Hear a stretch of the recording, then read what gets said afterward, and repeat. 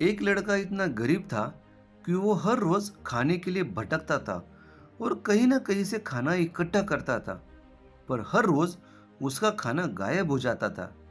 एक दिन उसे पता चला कि एक चूहा उसका खाना चुराता है। तो उसने उस चूहे को पकड़ा और उससे पूछा, तुझे पता है मैं इतना गरीब हूँ, फिर भी तू मेरा खाना चुराता है।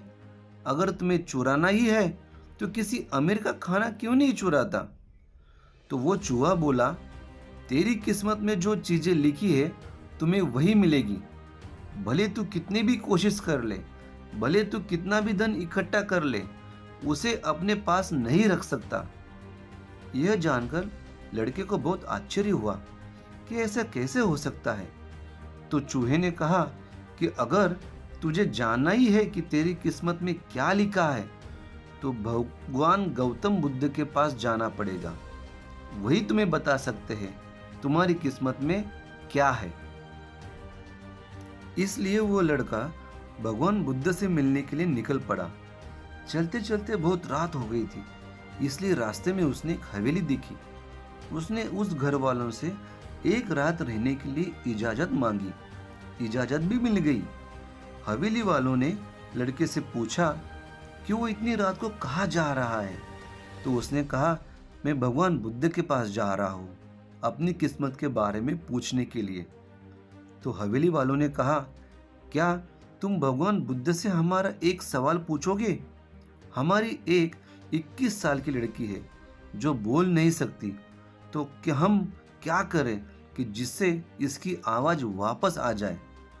तो उस लड़के ने कहा, जरूर पूछूंगा आपका यह सवाल। उसने उनको धन्यवाद कहा और वह सुबह वहां से निकल पड़ा। आगे रास्ते में बहुत बड़े बड़े बर्फ के पहाड़ थे। वो बड़ी मुश्किल से पहाड़ पर चढ़ा तो उसे वहां एक जादूगर मिला। उसने उस लड़के से पूछा कि वो कहाँ जा रहा है। तो उसने कहा कि मैं भगवान बुद्ध के पास जा रहा हूँ अपनी किस्मत के बारे में पूछने के लिए। तो जादूगर ने कहा, क्या तुम भगवान बुद्ध से मेरा एक सवाल पूछोगे? मैं हजारों सालों से तपस्या कर रहा हूँ ताकि मैं स्वर्ग जा सकूं, और मेरे हिसाब से अब तक तो मुझे स्वर्ग में चले जाना चाहिए था। तो मैं स्वर्ग में जाने के लिए क्या करूं? लड़के ने कहा, ठीक है, मैं आपका सवाल भगवान बुद्ध से जरूर पूछूंगा। उस जादूगर के पास एक छड़ी थी। वह उस छड़ी की मदद से उस लड़के को बर्फ के पहाड़ के उस पार पहुंचा दिया। जब वो आगे बढ़ा तो उसके सामने एक बड़ी चुनौती थी। वहां बहुत बड़ी नदी थी जो वह खुद नहीं पार कर सकता था। तभी उसकी मुलाकात विशाल काय कछुए से हुई।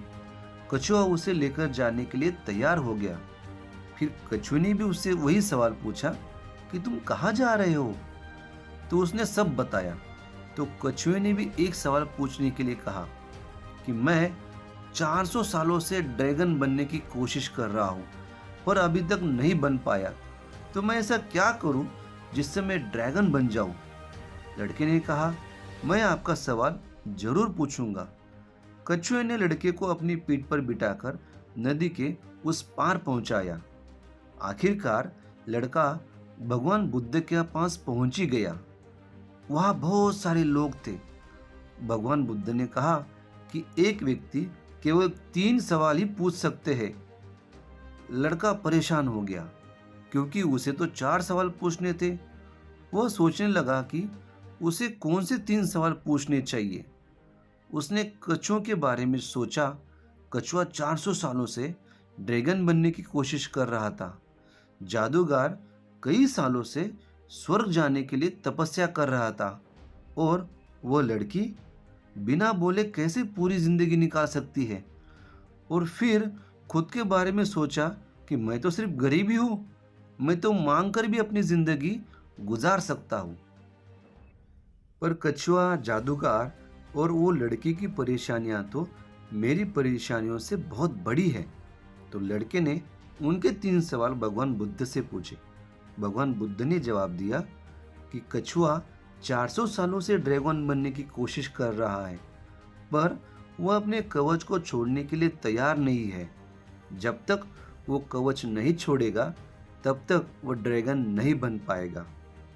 वही जादूगर जब तक अपनी छड़ी नहीं छोड़ेगा तब तक वह स्वर्ग नहीं जा पाएगा, और जब तक लड़की को उसका जीवन साथी नहीं मिलेगा तब तक वो बोल नहीं पाएगी। यह सब सुनकर लड़का वापस कछुए के पास आया और उसे सब कुछ बताया। तो कछुए ने अपना कवच निकाल दिया। वह जैसे ही कवच निकाला उसमें से कीमती मोती निकले। वह मोती कछुए ने लड़के को दिए और वह ड्रैगन बन गया।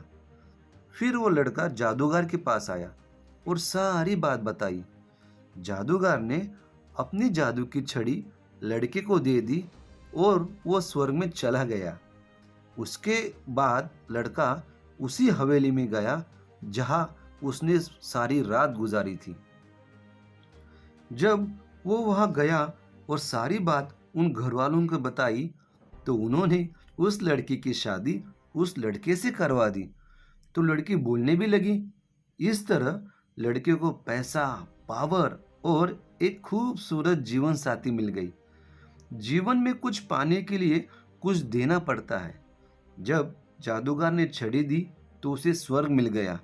वैसे ही जीवन में कुछ बड़ा करने के लिए अपने सुविधा क्षेत्रों से बाहर आना होता है। पानी का जहाज सबसे ज्यादा किनारे पर ही होता है, पर जहाज किनारे के लिए नहीं बना है। वह बीच समुद्र में लहरों को चीरते हुए आगे बढ़ने के लिए बना है। इसलिए जीवन में कुछ बड़ा करने के लिए तो रिस्क लेने ही पड़ेगी। धन्यवाद दोस्तों। मैं आशा करता हूँ इस कहानी से हमें जरूर कुछ ना कुछ सीख मिलेगी। जिंदगी में आगे बढ़ते रहिए, हंसते रहिए और हंसाते रहिए। हम जीतेंगे। धन्यवाद।